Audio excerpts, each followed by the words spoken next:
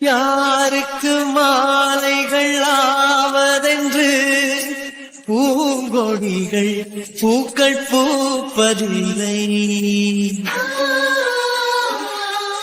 யாருக்கு யார் சொந்தமாவதென்று தேவதைகள் வந்து சொல்வதில்லை.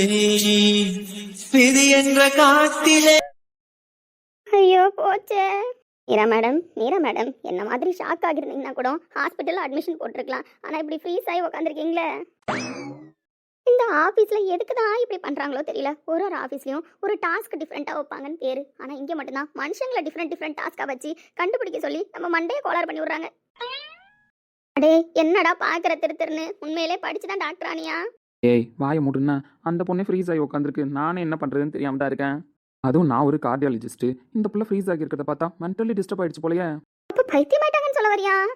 பைத்தியம் கிடையாது. அப்புறம் மீரா ஏண்டி சொல்லடா. இந்த சந்திரமுகி படத்துல இப்படிதான் வடிவேலு இந்த பேய் பங்களாக்குள்ள போயிட்டு வந்த உடனே பித்து பிடிச்ச மாதிரி உட்காந்துருப்பார்ல. ஆமா, ஒரு கருவடைஞ்ச மூஞ்சோட. ஆனா மீரா மேடம் மூஞ்சி நல்லா பிரைட்டா வெள்ளையா இருக்க. ஏய் அது சும்மா மேக்கப்பு. ஓ எல்லாரும் பேசி பார்ப்பாங்க, ஞாபகம் இருக்கா? தம்பி தம்பி கோபாலு கோபாலு அப்படின்னு சொல்லிட்டு கூப்பிட்டு பாப்பாரு நாசர் சாரும். ஆனா காதுலயே அவருக்கு விழாது. இப்படியே ஃப்ரீஸ் மோட்ல தான் உட்காந்துருப்பாரு. அவர் பொண்டாட்டி வந்து பேசும், சொந்தக்காரங்க பேசுவாங்க, யார் பேசுறது அவர் காதுலயே ஏறாது. ஆமாண்டா, இந்த காமெடி சீன் நான் லைக் பண்ணி பார்த்திருக்கேன். லைக் பண்ணி பார்த்துருக்கல. இப்போ அந்த மெத்தட் தான் நம்ம ட்ரை பண்ண போறோம். யூ மீன் அறைய போறோமா? Yes of course. அதுல வர்ற கோபாலு கேரக்டரோட அக்கா வருவாங்க. அப்படி வந்தவங்க சும்மா இல்லாம என்ன பண்ணிட்டு இருக்கீங்க அப்படின்னு சொல்லிட்டு வடிவேல் சாரோட கண்ணத்துல அப்படியே பலார்னு ஒன்று வைப்பாங்க. அப்படி வச்சோடனே அவர் தெளிஞ்சிருவாரு. டேய் நீ சொல்ற கான்செப்ட்ல தான் கரெக்ட் தான். ஆனா மீரா மேடம் பாவண்டா, எப்படி அடிக்க முடியும்? எப்படி அடிக்க முடியும்னா இதெல்லாம் ஃபர்ஸ்ட் எய்ட் மாதிரி தான். ஒருத்தவங்களை காப்பாத்துறதுக்காக பண்றோம், அவ்வளவுதான். டேய் ஆனா பாவண்டா, ஏன்டா இந்த ஆபீஸ்ல எல்லாரும் இப்படி இருக்காங்க? இதுல வேற இன்னும் டாஸ்க் இருக்குன்னு சொல்லிட்டு இருக்கீங்க. என்னடா பண்றது? இது ஆபீஸா இல்ல ஹைட் அண்ட் சீக் பிளே கிரவுண்டா? அது அவுட் ஆஃப் சிலபஸ் கொஸ்டின் தான். முடிவுக்கு வா. இப்போ மீரா மேம காப்பாத்தணுமா வேணாமா? என்னடா காப்பாத்தணுமா வேணாமான்ற ரேஞ்சுக்கு கேக்குறேன். ஆமா அப்படிதான் கேட்க முடியும். பின்ன இந்த மாதிரி உட்காந்துருந்தா அப்படியே சித்தப்பிரம பிடிச்ச மாதிரி ஆயிட்டாங்கன்னா என்ன பண்றது? வாழ்க்கை ஃபுல்லா அப்படியே உட்காந்துருவாங்க பாத்துக்க. அப்ப பேலன்ஸ் இருக்கிற சீக்கிரட்லாம் யார் கேப்பா?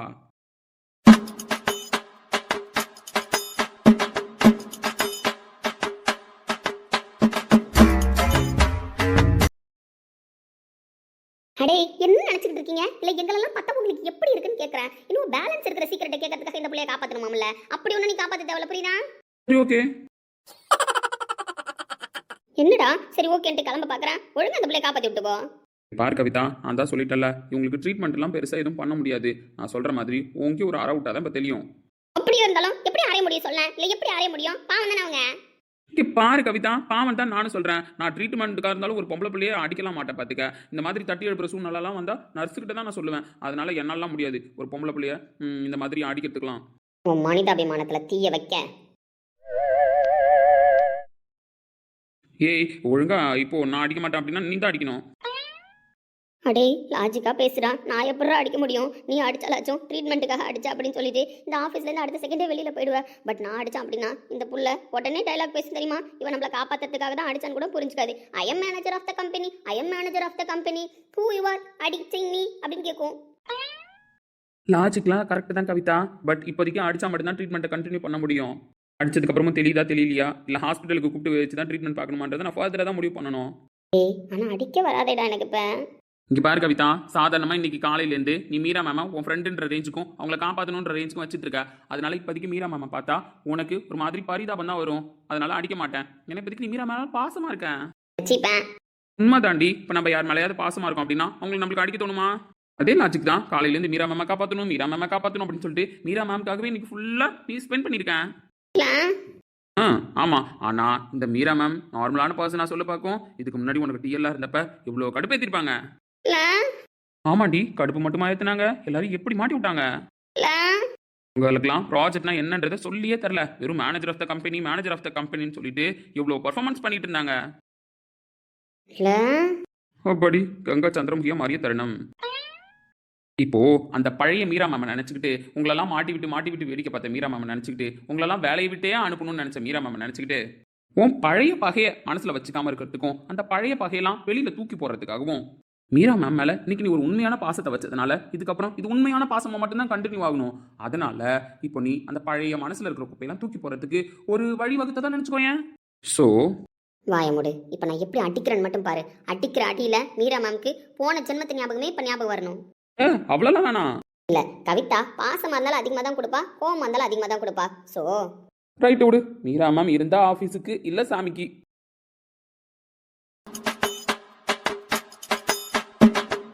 ஏய் ஏன்டி இப்போ ஃபேஸை திருப்பினா? அடிக்கணும்னு முடிவு பண்ணதுக்கு அப்புறம் கவிதா முடிவு பண்ணிட்டா, அவ பேச்சே கேட்க மாட்டா. ஸோ அந்த பக்கம் திரும்பி இருந்தா அடிக்க முடியாது. இந்த பக்கம் திரும்பினாதான் மீரா மேம் ஃபேஸை பார்த்து பழைய கோவத்தெல்லாம் மைண்டுக்குள்ள வர வச்சு நெத்திக்கு நேராக பாயிண்ட்டை வச்சு பலாருன்னு ஒன்று வைக்க முடியும். இந்த அம்மாடியோ. 1 2 எங்களுக்கு எவ்வளோ பழி வாங்க நினைச்சீங்க? 3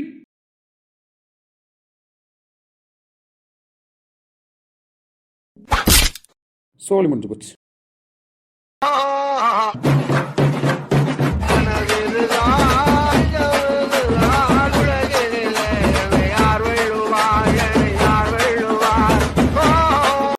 எவ்வளோ எவ்வளோ எங்களை பழி வாங்கியிருக்க சொல்லி எவ்வளோ பழி வாங்கியிருக்க. சரி அதெல்லாம் மனசுல வச்சுக்காம உன்னை காப்பாற்ற வந்தா எவ்வளோ வாய் பேசுற. எனக்கெல்லாம் தெரியும் எனக்கெல்லாம் தெரியும் எவ்வளோ வாய். ஏய் கவிதா. இல்லடா கம்முன்னு என்ன, இந்த மீராவுக்குலாம் வேணும், இந்த மீராவுக்குலாம் வேணும். இரு இன்னும் 2 அரை போட்டுக்கிறேன். கவிதா எருமை தெரிஞ்சிருச்சு. தெரிஞ்சிருச்சா?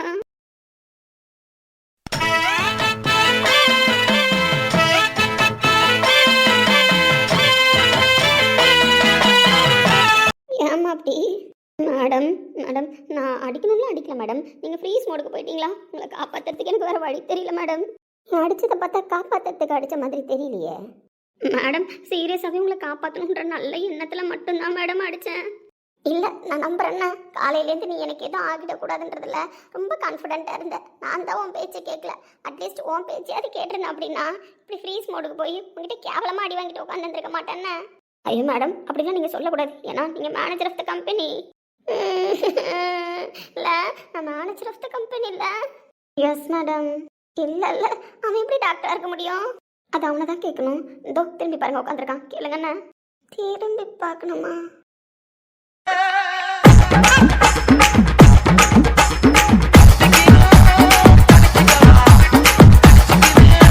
Hi ma'am. ஐயோ நீங்க மேம்லாம் கூப்பிட வேணாண்ணா. Call me Meera. நான் தான் ஃபர்ஸ்டே கூப்பிட்டேன். நீங்க எங்க ஒத்துக்கிட்டீங்க? எனக்கு ஒண்ணுமே புரியல. ஏன் நீங்களா அப்படி இருக்கீங்க? இல்ல இதுக்கு முன்னாடி ஒருத்தர் இருந்தாரு, யோசிச்சு பாருங்களேன். கார்த்திக். அப்படியே கார்த்திக் பிரகாஷ்னு சொல்லும்பொழுது அவ்வளோ ஷாக்கு தெரியுமா? ஏன்னா அது தர லோக்கலு, அது பக்கா மாசு. இப்போ உங்களை எடுத்துக்கோங்களேன். நீங்க எப்படி இருந்தீங்க இந்த ஆபீஸ்ல? பைத்தியக்கார மாதிரி சுத்திட்டு கிடந்தீங்க கரெக்டா? மீரா இல்ல நீங்க தப்பா நினைச்சுக்கிட்டாலும் பரவாயில்ல, ரியாலிட்டியை பேசணும்ல. இட்ரா பேசணும். போய் சேர்ந்துற போது அந்த புள்ள மனக்குமுறலாம் உள்ளே வச்சுக்கிட்டு அது எப்படி அவ்வளோ இதா இருந்துட்டு உடனே டாக்டர் அப்படின்னா எப்படி நம்ப முடியும்? ஏதோ சாதாரணமா இருக்காங்க, அவங்க இப்படி ஆயிட்டாங்க அப்படின்னு சொன்னா நம்பலாம். அது எப்படி கேவலமா ஒரு டைம்ல இருந்துட்டு உடனே ஒரு டைம்ல நான் டாக்டர், நான் எம்டி ஆஃப் த கம்பெனி அப்படின்லாம் சொன்னா எப்படி எடுத்துக்க முடியும்? பட் அதான மீரா ஃபேக்ட். எப்படிப்பா உங்களால முடியுது? அதை தான் கேட்குறேன். எப்படி உங்களால முடியுது? எப்படி நீங்க இவ்வளோ பெரிய பொசிஷன் எல்லாம் மறந்துட்டு வந்து இந்த கம்பெனியில் எப்படி கேவலமா குப்பை கொட்டிருக்கீங்க? கண்ணில்லை என்றாலோ நிறம் பார்க்க முடியாது, நிறம் பார்க்கும் உன் கண்ணை நீ பார்க்க முடியாது. ஸோ இந்த அளவுக்கு தர லோக்கலாக இறங்கி வரல அப்படின்னா நம்ம விஷயத்தில் அச்சீவ் பண்ண முடியாது. ஒரு விஷயம் வேணும்னு ஆசைப்பட்டதுனால நம்ம தர லோக்கலாக இறங்கி வந்து பர்ஃபார்மன்ஸை பண்ணோம். அது எப்படி உடனே கல்யாணம் பண்ணி வச்சாங்க? அது ரொம்ப நாளாக பின்னாடி சுற்றுறேன்னு அவங்களுக்கு தெரியும். பட் இருந்தாலும் இலக்கியா ஓகே சொல்லலை அப்படின்றதுனால அவங்க கல்யாணம் பண்ணி வைக்கல. இப்போ அவங்க அம்மாவுக்கு ஹார்ட் அட்டாக் வந்ததில்ல, உடனே கல்யாணம் பண்ணி பார்க்கணும்னு ஆசைப்பட்டாங்க. அப்படியே பண்ணி வச்சிட்டாங்க. நானும் தாலி கட்டிட்டேன். ஒரு கல்யாணம் எவ்வளோ பெரிய விஷயம் தெரியுமா? 1000 காலத்து பயிர். ஒரு காதல் எவ்வளோ பெரிய இன்வெஸ்ட்மெண்ட்டாக இருந்துச்சு தெரியுமா? எனக்கு 20 வருஷத்துக்கு காதல். 20 வருஷமா? ஆஃப்கோர்ஸ். அப்புறம் ஏன் அந்த பொண்ணு ஒத்துக்கலாம்? வாழ்க்கையின் வேர்களோ மிக ரகசியமானது, ரகசியம் காண்பதே நம் அவசியமானது. தேடல் உள்ள உயிர்களுக்கே தினமும் பசி இருக்கும், தேடல் என்பது உள்ளவரை வாழ்வில் ருசி இருக்கும். அடப்பாடல் போட தேடல் கூட ஒரு சுகமே. அப்படியே தேடி தேடி அலைஞ்சிட்டு இருந்தேன். எப்படியோ ஒரு டைம் அமைஞ்சிருன்னு சொல்லிட்டு. பட் கடைசி வரைக்கும் அந்த பிள்ளைக்கு லவ் புரியவே இல்லை. ஆனால் நார்மலாக பேசுகிற டாபிக் இல்லை, சீரியஸாக பேசுகிற டாபிக். எவ்வளோ பெரிய பொசிஷனில் இருக்க? அப்படி இருக்கும் பொழுது இங்கே வந்து எல்லாருக்கிட்டையும் திட்டு வாங்கிட்டு அந்த பொண்ணுக்காக தான் சின்சியராக ட்ரை பண்ணியா? மீரா என்ன சீரியஸ் எல்லாம் கொஸ்டின் கேட்குறீங்க? நீ சீரியஸ் எல்லாம் கேட்டால் என்கிட்ட சீரியஸாக சொல்கிற அளவுக்கு பதில் கிடையாது, ஓகேவா? இல்லை இருந்தாலும் இங்கே பாருங்க மீரா, லைஃப் இப்படி தான் அமையணும், இப்படி தான் அவங்க கூட அமையணும் அப்படின்னா அப்படி தான் அமையும், புரியுதா? நம்ம நினச்சப்பெல்லாம் நம்ம நினச்ச மாதிரி வாழ்க்கை நம்மளுக்கு அமைஞ்சிடாது. ஸோ என் வாழ்க்கை இப்படி தான் அமையணும்னு இருந்திருக்கு. நான் தேடின ஒரு பொருள் என் கையில் இப்படி தான் கிடைக்கணும்னு இருந்திருக்கு. எனக்குமே அது புரியுது, பட் ஏற்றுக்க தான் மாட்டுது மனசு. ஸோ மீரா இவ்வளோ சீரியஸாக பேசினா நல்லா இல்லை, காமெடியாக பேசினா மட்டும்தான் நல்லாயிருக்கும். ஸோ போய் ஒர்க்கை பாருங்கள், நானும் கிளம்புறேன். பாய். கௌதம் பாய்டி கவிதா, உனக்கும் சேர்த்து தான். போய் ஒர்க்கை பாரு, சரியா? உனக்கு டேலண்ட் இருக்குது, ஒழுங்காக ஒர்க் பண்ணு. என்னம்மா இந்த பசங்களாம் இப்படி இருக்காங்க? அதான் எனக்கும் தெரியல மேடம். ஆமா கவிதா, இதான் சீக்கிரட்டா இல்லை இதுக்கு மேலே இருக்கா? அதுவும் தெரியல மேடம். ஆனா இப்படிதான் இவன் கௌதம் இல்ல ராஜேஷ்குமார்னு தெரியும் பொழுது ஹாஸ்பிட்டல்ல மயக்கடிச்சு வந்துட்டேன் தெரியுமா? Oh my god. அப்ப இந்த சஞ்சய் ஜி சொல்றாரு, என்னம்மா இதுக்கே அட்மிட் ஆயிட்ட, இன்னும் பல சீக்ரெட் இருக்கேன்னு. சீக்ரெட் இருக்கா? ஆமா, இன்னும் நிறைய சீக்ரெட் இருக்கான் ஆஃபீஸ்ல. அதெல்லாம் தெரிஞ்சுக்கிட்டா நம்ம போய் சேர்ந்துருவோம்னு சொல்றாங்க. அப்ப நான் வேற ஆஃபீஸ்ல வேலையை தேடிட்டு இந்த ஆஃபீஸ்க்கு ஒரு பேப்பரையும் போட்டு வைக்கிறேன்னு.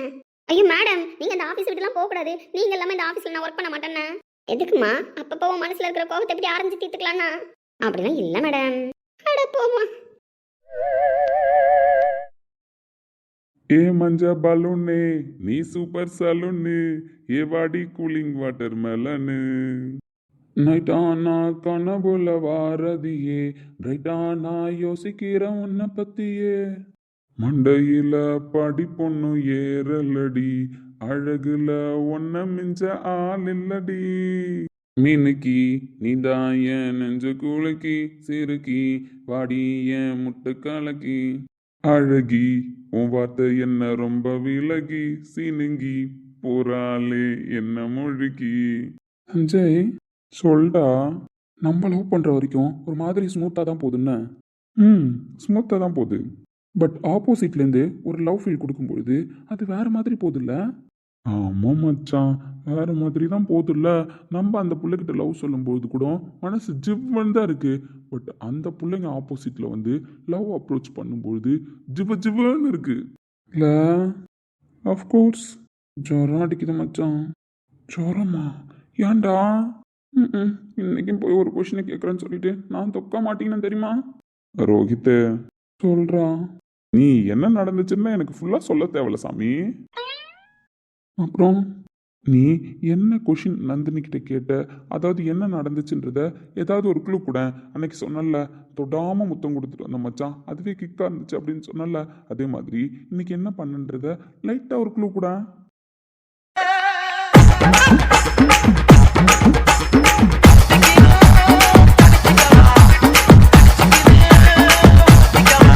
அப்ப அன்னைக்கு நான் தொடாம முத்தம் கொடுத்தேன்னு சொன்ன டாபிக் வச்சு நீ ஏதோ படம் ஓட்டியிருக்க, அப்படிதானே? You are my best friend. என்ன அப்படிலாம் கொஷின் கேட்கக்கூடாது. இல்லை மச்சான், எனக்கு ஒரு விஷயம் புரியல. நீ கீர்த்தனை லவ் பண்ணுறேன்னு அவகிட்ட சொல்லலை, அப்படிதானே? ஆமாம். ஆனால் அவள் உன்னை லவ் பண்ணுற மாதிரி சொல்லியிருக்கா, பட் அதனை கன்ஃபார்ம் பண்ணல, அப்படிதானே? ஆமாம். அப்புறம் எப்படி நீங்கள் அட்வான்டேஜ் லெவல் படம்லாம் ஓட்டுறீங்க? அது இல்லை சாமி, நல்லா இருங்க, நான் தப்பெல்லாம் சொல்லலை. ஆனால் நீங்கள் காலையில் என்கிட்ட மறைச்ச விஷயம் இப்போ தொக்கா மாட்டிக்கிச்சு பார்த்தீங்களா? மச்சான் சீரியஸாக நம்மளுக்கு லவ்வுக்கு ரொம்ப தூரம்டா. அவளை பிடிச்சிருக்கு, அந்த பைத்தியக்காரியை பிடிச்சிருக்கு, புரியுதா? பட் லவ் பண்ணுறது எப்படின்லாம் தெரியல மச்சான். லவ்வை பற்றிலாம் பேசக்கூடாது, லவ்வாலாம் நம்ம எதுவும் இறங்கக்கூடாதுன்னு சொல்லிட்டு கம்முன்னு தான் இருக்கேன். யாரு நீங்கள் கம்முன்னு இருக்கீங்க? ஆமாண்டா கம்முன்னு தான் இருக்கேன். பட்டு நேத்தி அது இந்த கண்டுபிடிச்சிட்டியே, ஸோ நல்லா தான் இருந்துச்சு. அது எப்படிடா? அது எப்படியோ விடு. நீ இன்னைக்கு என்ன பேசுன? சொல்ல மாட்டேன். You are my best friend. இங்கே பாரு சஞ்சய், இன்னைக்கு நடந்த விஷயத்த சொன்னாலும் ஒன்றும் ஆகாது, புரியுதா? ஏன் அப்படி? பாரு சஞ்சய், ஃபர்ஸ்ட் ஆஃப் ஆல் நான் லவ் பண்ணேன், லவ் டாப்பிக்காக அவகிட்ட பேசினேன், அவள் மனசில் லவ் வர வைக்கிறதுக்கு நான் தான் காரணமாக இருந்தேன். இப்படி நிறைய படம் நான் ஓட்டினதுக்கு அப்புறம் தான் அவள் பொங்கி எழுந்து உங்களுக்கு மட்டும்தான் லவ் பண்ண தெரியுமா, எனக்கு லவ் பண்ண தெரியாதா அப்படின்னு சொல்லிட்டு நான் உசுப்பேத்தி விட்டதில் அவள் இன்னைக்கு அவள் வேலையை காமிச்சிட்டு போயிட்டா. ஸோ அதுக்கு ஃபர்ஸ்ட் நீங்கள் லவ் பண்ணணும். முடியாது. லவ்வா பேசணும். தெரியாது. அதுக்கப்புறம் தான் உங்கள் ஆளை நீங்கள் உசுப்பேற்றணும். அதுக்கு நீ சொன்னதெல்லாம் பண்ணணும்ல.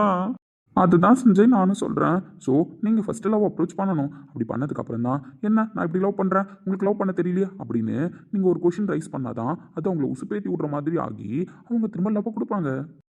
அப்போ நீங்கள் இப்போ இந்த விஷயத்தை காப்பி அடிக்க முடியாது, புரியுதுங்களா? ஸோ இது அவுட் ஆஃப் சிலபஸ் கொஷின், உங்களுக்கு செட் ஆகாது. அதனால நீங்கள் வேற ஏதாவது நல்ல ஐடியாவாக யோசிங்க. பட் மச்சான், நான் உன்னை ஃபாலோ பண்ண முடியாதோ? லவ்ல என்ன ஃபாலோ பண்ணணும் அப்படின்னா நீ அவகிட்ட லவ் சொல்லணும். பேசாமல் சொல்லிடுறியா? ம் இல்லை இல்லை சொல்ல மாட்டேன். ஆனால் நான் ட்ரை பண்ணுற எல்லாத்தையும் நீ ட்ரை பண்ணுவ, அப்படி தானே? அது சும்மா ஒழுங்கு மரியாதையாக இருந்துக்க சொல்லிட்டேன். சீனுங்காதரா, ஒரு லவ்வும் பண்ண மாட்டாராம், ஆனால் லவ்வும் மட்டும் அவங்க கொடுத்துக்கிட்டே இருக்கணுமா? இது என்னடா நியாயம்?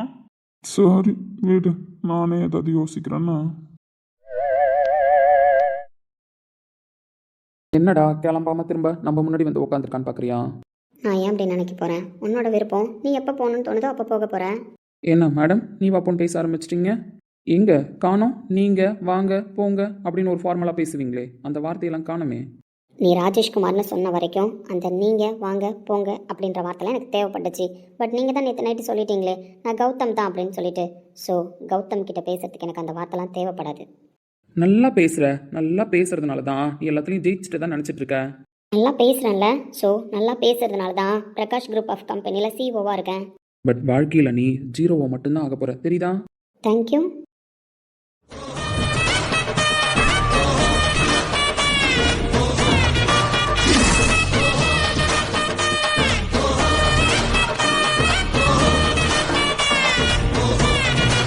உன் திமிருக்கு நீ இப்படியே இருந்த.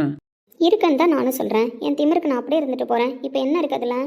உங்ககிட்ட பேசக்கூடாதுன்னு தான் நினைக்கிறேன். பட் நீ ஒரு சில விஷயம் ஒருத்தவங்களுக்கு அட்வைஸாக பண்ணுறியா, அதை கேட்கும்பொழுது எனக்கு அப்படியே மண்டைக்குள்ளே ஓடிக்கிட்டே இருக்கு. கிளம்பலான்னு சொல்லிட்டு போய் கார்லாம் எடுத்ததுக்கப்புறம் பட் மனசு கேட்கல. இந்த வார்த்தையை கேட்காம போனால் இன்னைக்கு ஃபுல்லாக உனக்கு மைண்ட் வேலை செய்யாதுடா அப்படின்னு சொல்லிட்டு தான் இப்போ வந்திருக்கேன்.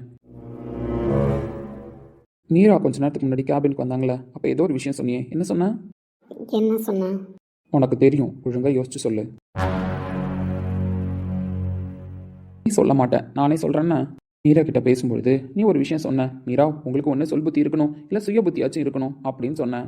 இப்போ நீ ஏதோ ஒரு பெரிய அட்வைஸ் பண்ணுறியே இந்த விஷயத்துக்கு, இந்த அட்வைஸ்க்கும் உனக்கும் என்ன சம்மந்தம் இருக்குன்னு முதல்ல சொல்லு. நான் கொஞ்சம் பேசிக்கிறேன்னா. 20 வருஷமா, ஆமாம் 20 வருஷமா உங்ககிட்ட ஒரு விஷயத்த சொல்ல வரேன். என்னைக்காவது அந்த விஷயம் என்னன்னு கேட்டிருப்பியா? ஃபஸ்ட்டு உன்னை நான் பார்த்தப்போ சின்ன வயசில் உங்ககிட்ட ஒரு விஷயம் சொல்லணும்னு கேட்டேன். அப்போ நீ அதை காது கொடுத்து கூட வாங்கல. ஏன் அப்போலேருந்து இப்போ வரைக்கும் நீ காது கொடுத்து அதை கேட்கல? இதுலேருந்தே தெரியலையா உனக்கு சொல் புத்தி இல்லைன்னு? சரி, அடுத்தது மேடம் சொன்ன சுய புத்திக்கு வருவானே. உண்மையிலே சுய புத்தின்னு ஒன்று இருந்தா இவன் ஏன்டா இப்படி நம்மளையே சுற்றி வரான்? அத்தை பசங்க எல்லாம் அவங்கவுங்க வேலையை பார்த்துட்டு போகிறாங்க, ஆனால் இவன் மட்டும் ஏன் 20 வருஷமா நம்ம பின்னாடி சுற்றி வரான் அப்படின்னு ஒரு நிமிஷம் யோசிச்சிருப்பியா? நீ யோசிக்கல. அதனால இனிமே அந்த சொல் புத்தி சுய புத்திங்கிற வார்த்தையெல்லாம் யூஸ் பண்ணாத. அதுவும் நான் இருக்கும்போது தேவையில்லாமல் யூஸ் பண்ணாத. நீ பிஸ்னஸில் வேணும்னா ஒரு பெரிய டாப்பராக இருக்கலாம், பட் நம்ம 2 பேரோட லைஃப்பில் நீயும் தோற்று போயிட்டு நிற்கிற ஒரு 0 தான், நானும் தோற்று போயிட்டு நிற்கிற 0 தான். ஸோ 0வாக இருக்கிற நம்ம 2 பேரும் லைஃப்பில் இன்னும் பெரிய 0வாக தான் ஆக போகிறோம். முன்னாடிலாம் உன்னை பார்க்கும்பொழுது நீ கடுப்பாக பேசும்பொழுது உன்னை எனக்கு பிடிச்சி தான் இருக்கும், மேலே ஒரு லவ் அஃபெக்ஷன் வந்துட்டே தான் இருக்கும். எல்லாரும் கேட்பாங்க ஏன் அவள் மேலே கோவம் வரல அப்படின்னு சொல்லிட்டு. அவளோட திமிரு பிடிச்சிருக்கு, அவளோட ஆட்டிடியூட் பிடிச்சிருக்கு, எல்லாத்தையுமே சொன்னேன். பட் பிடிச்சிருக்குன்னு சொன்ன எல்லாத்தையுமே இப்போ நான் உன்னை பார்க்குறப்போ வெறுத்துட்டே இருக்கேன்.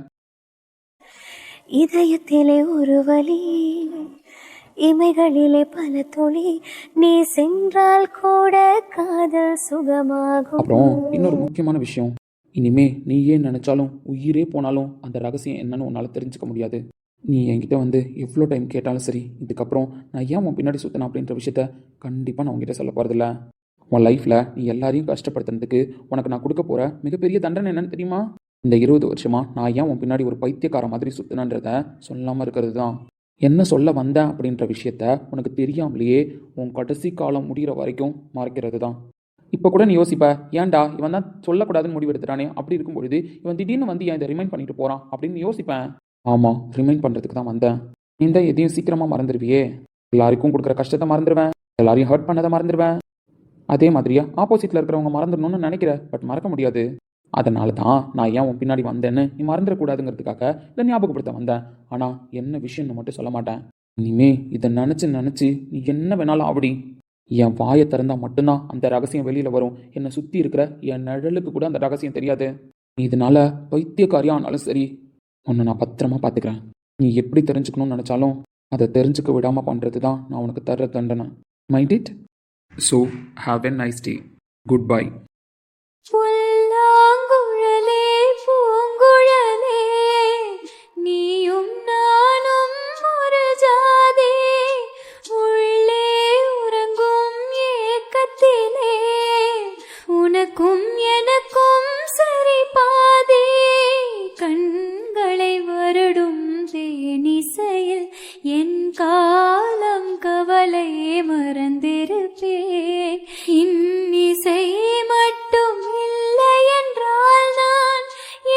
வெறுப்பேற்றணும்னு தோணுதுடி. பட் வெறுப்பேற்றும் பொழுதுலாம் நீ ஹர்ட் ஆவான்னு எனக்கு தெரியும். பட் ஹர்ட் ஆகிறன்னு தெரிஞ்சு தாண்டி வெறுப்பேற்றுறேன். நீ கேட்ட வார்த்தையை என்னால் மறக்கவும் முடியல, மன்னிக்கவும் முடியல. நான் சொன்ன ஐ லவ் யூக்கெலாம் அர்த்தமே இல்லாமல் போயிடுச்சுல்ல பவி.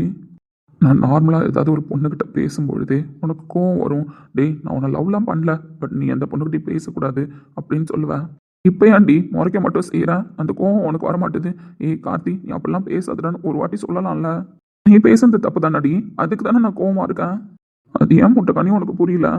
நான் ஃபீல் பண்ணா இப்போ கூட என் ப்ரோ உடஞ்சிருவாருன்னு எனக்கு தெரியும். நான் சோகமாக இருந்தா என் ஃபேமிலியோட நிம்மதியே போய்டும்னு எனக்கு தெரியும். ஆனால் என்னால் உன்னை மறக்கவே முடியல தெரியுமா பவி. ஏன் கடவுள் எனக்கு இப்படிலாம் ஒரு தண்டனையை கொடுக்குறாரு? உன்னை ஏன் என் கண்ணில் காமிச்சாரு? ஏன்டி அப்படி ஒரு வார்த்தையை கேட்டேன்? உன்னை மிஸ்யூஸ் பண்ணணும் அப்படின்ட்டு ஒரு தப்பான பார்வை இது வரைக்கும் பார்த்துருப்பேன் பவி. நீ லவ் சொன்னப்போ கூட உங்ககிட்ட பேசணும்னு நான் சொன்னேன் தன்னடி. நீ ஏன் யோசிக்க மாட்டேன்? இப்படிலாம் அவன் சொன்னானே, அப்படி இருக்கும் பொழுது எப்படி அவன் நம்மளை மிஸ்யூஸ் பண்ண ட்ரை பண்ணியிருப்பான்னு. நீ என்னை அவாய்ட் பண்ணுறதுக்காக பேசல. நீ அப்படிலாம் யோசிச்சு மெச்சூர்டாக பேசுகிற பொண்ணும் கிடையாது. உன் மனசில் பட்டதை உடனே பட்டுன்னு தான் பேசுவேன். அப்படி இருக்கும் பொழுது நம்ம 2 பேரும் பேசிக்கிட்டே இருக்கும் பொழுது நீ சடனாக தான் அந்த வார்த்தையை விட்ட. எப்படி பவி அந்த வார்த்தையை விட்ட?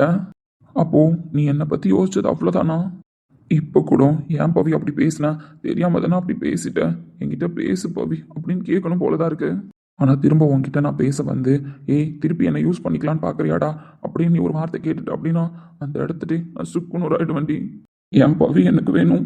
இது வரைக்கும் என் ப்ரோக்காகவும் என் ஃபேமிலிக்காகவும் மட்டும்தான் நான் எல்லா வேண்டுதலையும் வச்சுருக்கேன்.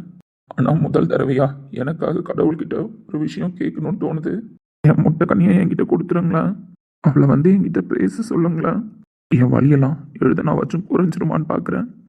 ஏழையாய் வேடமிட்டு வீதியில் நின்ற பொழுது வானத்தின் இடியாய் என் இதயத்தில் இறங்கியவள் நீ. அந்த மின்னல் வெளிச்சத்தில் தான் உன் வெகுளித்தனமான முகத்தை நான் கண்டேன். பணக்காரனாய் வாழ்ந்திருந்தால் கூட இந்த தேவதையை நான் பார்த்திருக்க மாட்டேன். ஏழையாய் நான் வாழ்ந்த அந்த நொடிகள் தான் உன்னை என் கைவசமாக்கி தந்தது. உன் பின்னால் சுற்றிலேன், என் காதலை உனக்கு புரிய வைத்தேன். நீயும் புரிந்து கொண்டாய் என நான் மகிழ்ந்த அடுத்த கணமே என் உண்மை முகம் தெரிந்து என்னை தூக்கி எறிந்து விட்டாயே. உன்னை நான் காதல் பார்வையால் மட்டுமே பார்த்தேன். ஒரு பொழுதும் காம பார்வை என் கண்ணில் இருந்ததில்லை. பின் ஏன் என் மனதை சுக்குநூறாய் உடைத்தாய்? நான் பணக்காரனாய் இருந்தால் நம் காதல் பறி போய்விடும் என்று அந்த கடவுள் சொல்லவில்லையே. ஏன் சொல்லவில்லை? முன்பே தெரிந்திருந்தால் நான் ஆசைப்பட்டிருக்க மாட்டேனே, இத்தனை வழியை இன்று சுமந்திருக்க மாட்டேனே. எதற்கும் ஆசைப்படாத என்னை உனக்காக ஆசைப்பட வைத்து உன்னை என்னிடம் கொடுத்து மறுநொடியே உன்னை பிரிப்பதற்கு இந்த கடவுள் உன்னை தராமலே இருந்திருக்கலாம். வாழும் நாளெல்லாம் நீ காணும் தூரத்தில் வாழ்வேனே, நான் வாழ்வேனே. காற்று பூ பூக்கும் உன் வாசம் நான் வாங்கி. பவிமா இப்படியே கனவுலே வாழ்ந்துருவனாடி. என்கிட்ட வந்து நீ பேச மாட்டியா? கனவுலே வாழ்ந்துட்டு இருக்கண்டி. டெய்லி ஐ லவ் யூ சொல்லுன்னு கேட்பல்ல. இப்போ நான் யாருக்கிட்டடி ஐ லவ் யூ சொல்கிறது? ஒரு நாளைக்கு 100 டைம் ஐ லவ் யூ சொல்லியிருக்கேன்டி. அப்படி இருந்தவன் இப்போ ஒரு டைம் கூட உன்னை பார்த்து என்னால் ஐ லவ் யூ சொல்ல முடியல. என்ன பேசிட்டு இருக்கான்? நம்ம வந்து நின்று கூட தெரியாம, ஒரு வேளை தெரியாம வந்துட்டோமோ, ஏதோ டென்ஷன்ல இருக்கிற மாதிரி இருக்கான். கத்திடுவானோ? ஏற்கனவே நம்மள கடுப்பேற்றி தான் பார்க்குறான். அப்படி இருக்கும்பொழுது இப்போ சாக்கு கிடைச்சிச்சுன்னா என்ன திட்டுவானே? பவி. ஐயோ கூப்பிட்றான். நம்ம பேரை தான் சொல்கிறான். பவிமா நம்மள கூப்பிட்ற மாதிரி தெரியலையே. ஏன்னா நம்ம வந்து நின்னதை அவன் இன்னும் பார்க்கவே இல்லை. எதுக்கு வீண் வம்பு தேவையே இல்லாமல் பண்ணக்கூடாது. எதுக்கும் சார்னு கூப்பிடுவோம். எதுக்கு சார்னு கூப்பிடணும்? சார்லாம் கூப்பிட முடியாது. வாய் மட்டும் ஓவராக அடிக்கிறான்ல. ஏன் இவன் கூட பேசி பழகணும் எல்லாரையும் நான் பேர் சொல்லி கூப்பிடலாம். நான் மட்டும் சார்னு கூப்பிடணுமா? நானும் பேர் சொல்லி தான் கூப்பிடுவேன். இங்கே பாரு கார்த்தி. பவி இப்போ கூட என்கிட்ட நீ பேசுகிற தெரியுமா? ஏய் உன்கிட்ட உண்மையாவே தான் பேசுகிறேன். இங்கே பாரு கார்த்தி. வந்துட்டல்ல பவிமா, எப்போவுமே இப்படி தான். நான் எழுதும்பொழுது நிழலாம் நீ வந்துடுற தெரியுமா? நிழலாம் வந்துடுறேண்ணா? ஆமாம், நான் எழுதுகிற வார்த்தைக்கு உயிர் கொடுக்குற மாதிரி நான் எழுதும் பொழுதுலாம் என் முன்னாடி தான் வந்து நிற்கிறியே, கனவா? இல்லை அது வந்து கார்த்தி. பவி எவ்வளோ மிஸ் பண்ணுறேன்னு தெரியுமா பவி? ஏன் பவி நான் மிஸ் பண்ணுறதுலாம் உனக்கு புரிய மாட்டுது? கார்த்தி பவி என்னால் முடியல பவி. என்ன எழுந்து வந்துட்டான்? நான் உன்னை பற்றி எழுதும் பொழுதுலாம் என் முன்னாடி வந்து நிற்கிறேன். எழுதும்போது வந்து நிற்கிறானா? எழுதி முடிச்சதுக்கப்புறம் போயிடுற தெரியுமா? போயிட்டனா? இப்படிதான் நான் கார்த்திகா இருக்கும்பொழுது வந்த, கார்த்திக் பிரகாஷா இருக்கும்பொழுது போயிட்டேன். எப்படி சொல்லிட்டு போன தெரியுமா? ஆஃபீஸில் இருக்கும்பொழுது டைரி எழுதக்கூடாதுன்னு தான் நினைக்கிறேன். ஆனால் உன்னை பற்றி ஞாபகம் வரும்போதெல்லாம் நான் என்ன பண்ணுறது? நான் எழுதல அப்படின்னா என் மனசில் உள்ள கவலைலாம் வெளியில் வந்துடும் தெரியுமா? அதனால தான் என் கவலையெல்லாம் கொட்டிட்டு இருக்கேன். நான் எழுதும் பொழுது நிழலாக வந்தாலும் சரி, நினைவாக வந்தாலும் சரி, என் பவி எனக்கு மட்டும்தான். என் நெஜத்துலையும் என் நிழல்லையும் என் நினைவுலையும். என் பவி, இதுக்கப்புறம் நேரில் நீ என்கிட்ட பேச மாட்ட, உன் கார்த்தி நீ சொல்ல மாட்ட. என்னடா கார்த்தி மறந்துட்டியா அப்படின்னு நீ கேட்பல்ல, அதெல்லாம் நீ என்கிட்ட கேட்க மாட்டல்ல பவி. அப்படியே நீ கேட்கல அப்படின்னாலும் நான் உங்ககிட்ட சொல்லிட்டு தானே பவி இருந்தேன். ஆஃபீஸ் உள்ள வந்த உடனே ஐ லவ் யூ பவி. ஆஃபீஸ்க்குள்ளே கொஞ்ச நேரம் ஒர்க் பண்ண உடனே ஐ லவ் யூ பவி. சாப்பிடும்போது ஐ லவ் யூ பவி. நீ என்ன கிராஸ் பண்ணா கூட ஐ லவ் யூ பவி. இப்படின்னு ஆஃபீஸ் உள்ள என்ட்ரு ஆனதுலேருந்து ரிட்டர்ன் போகிற வரைக்கும் I love you Pavi, I love you முட்டைக்கண்ணி, ஐ லவ் யூ சோடாபுட்டி, இவ்வளோ சொல்லியிருப்பேன். அது எதுவுமே உனக்கு ஞாபகம் இல்லையாடி? கடைசியாக நீ சொன்னன்னு தானே பவிமா முத்தம் கொடுத்த. அந்த முத்தத்தில் மிஸ்யூஸ் தெரிஞ்சிருச்சா? பவி, இதுக்கப்புறம் நேரில் உன்கிட்ட சொல்ல முடியாது பவி. உன் நிழல்கிட்ட சொல்லிக்குவா, உன் நினைவுகிட்ட சொல்லிக்குவா. அப்போ நம்மளை பற்றி தான் அவன் இவ்வளோ நேரம் டைரியில் எழுதிட்டு இருந்திருக்கான். அவன் டைரியில் எமோஷ்னலாக கனெக்ட் ஆனதுனால நம்ம இப்போ வந்து நின்ன உடனே நம்ம ஏதோ நினைவில் வந்திருக்கோம்னு நினச்சிட்டு இருக்கான். நிஜமாக நம்ம வந்து நிற்கிறத அவன் இன்னும் அண்டர்ஸ்டாண்ட் பண்ணலை. எழுதுறது பிடிக்கும்னு நீ சொல்லுவ. அப்போ என்னை பற்றி எப்போவுமே எழுதிட்டு தான் இருப்பியா? அப்படியே நம்மளை வெறுப்பேற்றுற மாதிரி பேசிட்டு வந்தான். இவ்வளோ எமோஷனாகி இருக்கான். அதனால தான் நம்ம வந்து நிற்கிறது கூட அவனுக்கு தெரியல. சொல்ல பவி, நிழலில் இருக்கிறவங்க கிட்ட சொல்லிக்குவா, என் நினைவில் இருக்கிறவங்க கிட்ட சொல்லிக்குவா பவி. கார்த்தி, பவிமா, சொல்ல. கார்த்தி, விடு. I love you Pavi, I love you டி முட்டுக்கண்ணி. நானும் மிஸ்யூஸ்லாம் பண்ணலடி பவி. உன் நினைவோட வாழற இந்த வாழ்க்கை எனக்கு போதுண்டி. என் எமோஷன்ஸில் கனெக்ட் ஆகிற பவியே எனக்கு போதுண்டி. அவளுக்கு என் காதல் புரிஞ்சா போதுண்டி. உண்மையாவே உன்னோட உண்மையான காதலுக்காக மட்டும்தான் நான் பின்னாடி சுற்றி வந்தேன் Pavi. I love you Pavi, I love you Pavi. Karthi, என்னாலே ஒரு அளவு தானடா கண்ட்ரோல் பண்ண முடியும். உன்னோட இந்த அழகு குரலுக்கு பின்னாடி இருக்கிற எமோஷன்ஸை நான் மாற்றிக்கிறேன்டா. ஆனால் நான் உனக்கு வேணாம். இப்போ நான் நிஜம்லாம் நீ நினச்சிட்டு இருக்க. அப்படியே இருக்கட்டும். I love you Karthi. கடல் மழை துளியில் உன் ரகசியத்தை வெளிப்பார்த்தேன். நானும் நான் அறிந்தேன். கொஞ்சம் பனிப்பூவாய் நீ குறுக என அறியாமல் மனம் பறித்தாய். உனை மறவேனடி. நிஜம் புரியாத நிலையடைந்தேன். எதுவரை சொல்லடி. காலந்தோறும் நெஞ்சில் வாழும் உந்தன் காதல் ஞாபகங்கள் தினம் தினம் கனவு. டே கார்த்தி. ஐயோ, சஞ்சய் ப்ரோ வராருன்னு நினைக்கிறேன். நம்ம மட்டும் இப்படி நிற்கிறத பார்த்தாரு கண்டிப்பாக கார்த்திக்கிட்ட உண்மையை சொல்கிறவாரு. இவன் கனவு கனவாகவே இருக்கட்டும். கடவுளே, அவர் இந்த பக்கம் வராரு போல. நம்ம இந்த பக்கம் டோர் கிட்ட போய் கொஞ்சம் நேரம் நிற்கலாம். அதுக்கப்புறம் அவர் வெளியில் போன உடனே நம்மளும் வெளியில் போக ட்ரை பண்ணுவோம். கார்த்தி, பவிமா, என்னை விட்டு போகாத. என் அச்சத்துல தான் நீ இல்லை, என் நிழலையாச்சும் நீ இருடி. ஐ லவ் யூ பவி. ஏய், இங்க பாருடா பவி. கார்த்தி, பவிமா. டேய் கார்த்தி ப்ரோ, நீ எப்போ வந்த? என் பவி இருந்தாலே. ஐத்தியக்காரா, என்னடா வளர்ற? அப்போ பவி வரலையா? எப்பவும் போல நான் எழுதுற வரைக்கும் இருந்துட்டு எழுதி முடிச்சோடனே போயிட்டாளா? எப்படி கார்த்திகா இருக்கும்பொழுது வந்து பிரகாஷா இருக்கும்போது என் லைஃப்லேருந்து போனாலே, அதே மாதிரி பவியோட ஞாபகம் வரும்பொழுதுலாம் நான் எழுதுற அந்த பக்கத்தில் மட்டும்தான் அவ இருக்காளா? என் நிழலில் மட்டும்தான் அவ இருந்தாளா? என்னால் உணர முடிஞ்சது ப்ரோ. ஆனா ப்ரோ, என் பவி உண்மையாங்க இல்லையா? எஸ் சாமி. ஏய், இங்கே பாருடா. ஒரு வாரமா உடஞ்சி போகாம தானடா இருந்தேன். இப்போ என்ன முடியல ப்ரோ. பவியை பார்த்துக்கிட்டு இந்த ஆஃபீஸில் இருக்க முடியல ப்ரோ. ஐ லவ் யூன்னு சொல்லிட்டு என்னால் சொல்லாமல் இருக்க முடியல ப்ரோ. இவ்வளோ நாள் அவளை பற்றி நான் எழுதும் போதெல்லாம் என் ஞாபகத்துக்குள்ளே வருவா, ஆனால் போயிடுவா. இன்னைக்கு என் ஞாபகத்துக்குள்ளே வந்தவ என்னை ஏதோ டச் பண்ண மாதிரியே இருந்துச்சு. என்னை ஹக் பண்ண மாதிரியே இருந்துச்சு. ஐ லவ் யூ சொன்ன மாதிரியே இருந்துச்சு. புரியல. இல்லை ப்ரோ, என் கூட வருந்தா. ஏய், உன் கூட எங்க வருந்தா? இங்கே பாரு, நான் தான் இப்போ வந்தேன். நான் வரும்பொழுது நீ இப்படி தான் நின்றுட்டு இருந்த. இல்லை ப்ரோ. கார்த்தி, இங்கே பாரு. சாமி, இங்கே பாரியா. இங்கே வா. தயவு செஞ்சு ஃபீல் பண்ணாத, புரியுதா? நீ ஸ்ட்ராங்காக இருக்கிறது தான் உன்னோட பலமே. எதுக்கும் எப்பவும் நீ தோற்று போனதில்ல. ஆனால் என்ன தோக்கடிச்சிட்டால ப்ரோ. பாருடா, நீ இப்படி உடஞ்சி போயிருக்கிறத பார்த்தா ரோஹித் சுக்குநூறாக உடஞ்சிருவான். என்னால் ஆஃபீஸ்க்கு வர முடியல ப்ரோ.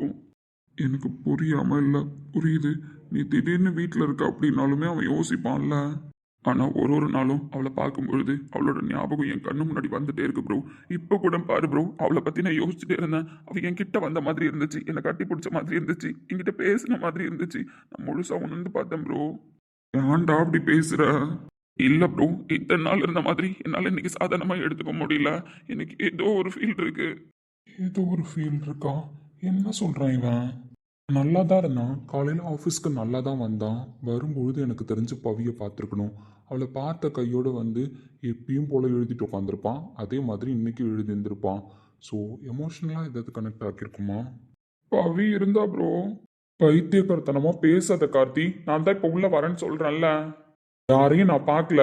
ஃபர்ஸ்ட் அதை பிலீவ் பண்ணு. நீ எழுதிட்டு இருந்தல்ல, அதனால எமோஷ்னலாக ஏதாவது கனெக்ட் ஆகியிருக்கும் ப்ரோ. நான் பொம்பளை பொறுக்கி மட்டும் இல்லைல்ல ப்ரோ, எல்லார் கூடயும் பேசுவேன், பழகுவேன். ஆனால் நான் பொம்பளை பொறுக்கி இல்லைல்ல ப்ரோ. நான் எந்த பொண்ணையும் தப்பாக பார்த்துருக்கேனா ப்ரோ, தப்பாக பேசியிருக்கேனா ப்ரோ, இல்லை யாரையாவது தப்பாக யூஸ் பண்ணிக்கணும்னு நினச்சிருக்கேனா ப்ரோ? பைத்தியக்காரா எதுக்கடா இப்போ இப்படிலாம் பேசுகிறேன்? ஐ லவ் யூன்ற வார்த்தையை தவிர அவள் பின்னாடி சுற்றினப்ப எக்ஸ்ட்ரா எந்த வார்த்தையும் பேசுனதில்ல ப்ரோ. என்னால் முடியல ப்ரோ. நானும் அவளை வெறுப்பேற்றி பார்த்துட்டேன், கடுப்பாக்கி பார்த்துட்டேன். நான் பேசுறது தப்பு கார்த்தி. நான் ஏன் கார்த்தி அப்படி பேசினேன்? என் கார்த்தி எப்போவுமே என்னோட கார்த்தி தான். இப்போ பிரகாஷ் ஆகிட்டான்றதுனால என் கார்த்தி இல்லாமல் போயிடுவானா? எப்போவுமே அவன் என் கார்த்தி தான், பிரகாஷ் கிடையாது. நீ கார்த்தியா என்கிட்ட பேசுடா அப்படின்னு எப்போ ப்ரோ சொல்லுவா? இல்லை சொல்லாமலே போயிடுவாளா ப்ரோ? ஆனால் எனக்கு ஒன்று மட்டும் புரியுது ப்ரோ, நான் பைத்தியம் ஆக போகிறேன். ஒருத்தன் சீரியஸ்னஸாகவே சுற்றிட்டு இருந்தா மட்டும்தான் அவனோட எமோஷன்ஸ் வெளியே வரும்னு எல்லாரும் நினைப்பாங்களா ப்ரோ? நான் நடிக்கல ப்ரோ. நான் ஏன் எமோஷன்ஸ்க்காக நடிக்கணும்? என் கேரக்டரில் இருக்கிற எமோஷன்ஸ் தான் ப்ரோ என்னால் வெளிப்படுத்த முடியும். யாருக்காகவும் நடிப்பால் என்னால் வெளிப்படுத்த முடியாது. என்னால் உணர முடிஞ்சது ப்ரோ. இவன் இந்த அளவுக்கு இந்த வார்த்தையை திரும்ப திரும்ப சொல்கிறான் அப்படின்னா கண்டுபிடிச்சிடலாம். பாரு கார்த்தி, நீ இப்படியே இருக்காத. ரோஹித் ஏதோ ஒரு ப்ராஜெக்ட் விஷயமா உங்ககிட்ட பேசணும்னு சொல்லி கூப்பிட்டான். போ ப்ரோ. பார்த்தா நான் ஒரு மாதிரி ஆகிடுவேன். இங்கே பாருடா, என்கிட்ட கூட நீ அழுகிற, பட் அவன் முன்னாடி நீ அழ மாட்ட, புரியுதா? எனக்கு தெரியும். அந்த நம்பிக்கையில் தான் நான் உன்னை அனுப்புகிறேன். அவனை பார்த்தா உனக்கே ஒரு பாசிட்டிவ் வைப்ரேஷன் வரும். ஒழுங்காக போய் அவன்கிட்ட பேசிட்டு முடிஞ்சா அவங்க கூட கொஞ்ச நேரம் டைம் ஸ்பெண்ட் பண்ணிட்டு வா. நீயும் வா. நான் வரேன். உன் கேபினில் ஒரு ஃபைல் எடுக்கிறதுக்காக வந்தேன், எடுத்துட்டு வரேன். ம்.